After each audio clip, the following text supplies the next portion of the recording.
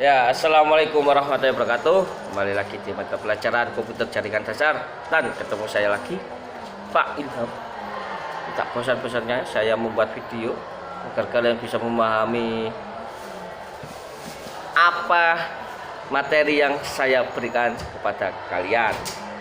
Kemarin kita sudah melakukan ujian harian dan alhamdulillah banyak yang sudah mengerjakan dan alhamdulillah juga ada yang tidak mengerjakan.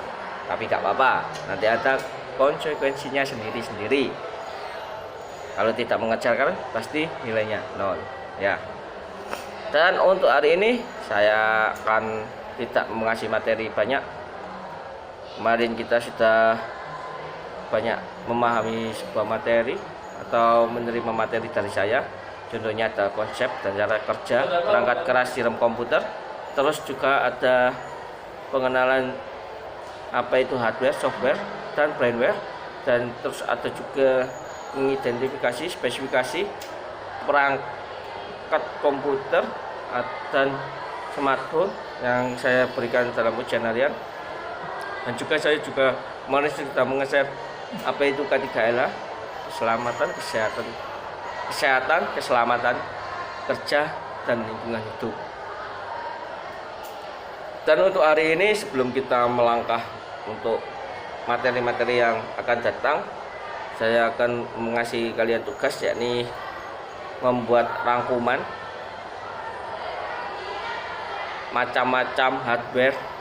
Contohnya hardware beserta fungsinya minimal 20 minimal. Jadi kalian harus menyebutkan hardware 20 dan software minimal 10 beserta fungsinya.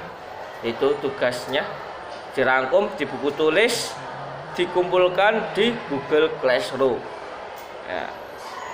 Setelah itu nanti kalian harus menghafalkan agar pada saat kita besok melakukan, bukan besok ya, atau pertemuan yang akan datang,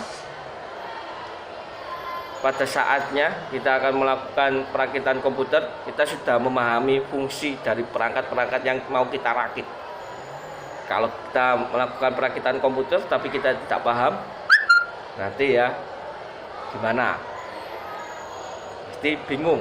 Jadi sebelum kita melakukan ke perakitan komputer, kita harus memahami fungsi dan nama komponen itu ya. Contohnya saya berikan contoh, dalam sebuah perangkat komputer itu ada PC dan ada komputernya sendiri, ada mouse dan lain-lain. Itu yang ada dalam PC ini yang hitam, kotak hitam, itu ada perangkat komputer, ada hardware, ada macam-macam, ada power supply, ada motherboard, ada prosesor, ada RAM, ada fan, ada CD-ROM atau DVD-ROM, ada hard disk, dan lain-lain ya. Jadi kalian harus menyebutkan itu dan beserta fungsinya 20. Nah, setelah di kotak itu selesai, ada juga monitor, itu juga perangkat keras, keyboard, mouse, dan lain-lain. Masih banyak lagi. Ada perangkat pendukung, contohnya printer, dan lain-lain. Nah, itu kalian harus menyebutkan. Contoh pengertian prosesor adalah otak komputer atau yang menjalankan semua yang ada dalam komputer. Yang kedua ada motherboard ini papan induk. Jadi namanya ada motherboard, papan ibu. Nah, contohnya kalau bahasa Inggrisnya gitu, namanya papan induk atau tempatnya dari komponen-komponen komputer yang menghubungkan komponen komputer. Nah, terus yang ketiga ada CD-ROM atau DVD-ROM untuk membaca dan menulis file yang ada dalam kepingan CD itu sendiri. Dan yang ketiga, keempat ada power supply, menyuplai daya atau aliran listrik ke seluruh komponen komputer dan lain-lain ya. Ada banyak contohnya lagi, ada keyboard, ngetik, mouse, jalankan kursor, dan lain-lain. Kalian harus menyebutkan sebanyak 20 minimal. Kalau kalian bisa menyebutkan 50 ya alhamdulillahirabbil alamin. Dan Untuk yang kedua, software. Menyebutkan software secara fungsinya. Contoh software. Contohnya software itu apa? Ada operating system. Operating system itu banyak nantinya, akan dijelaskan lagi. Tapi operating system itu ada Windows, itu termasuk operating system. Terus Linux. Di dalam Linux itu ada Debian dan lain-lain. Dan contohnya juga operating system itu kayak Android yang kalian gunakan pada smartphone, itu juga termasuk dalam operating system OS.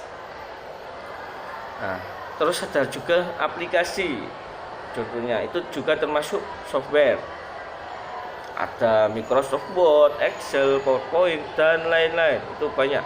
Nanti kalian sebutkan fungsinya juga. Ya.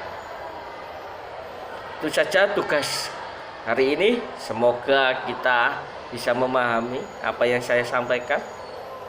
Dan tugas akan dikumpulkan di Google Classroom. Ya.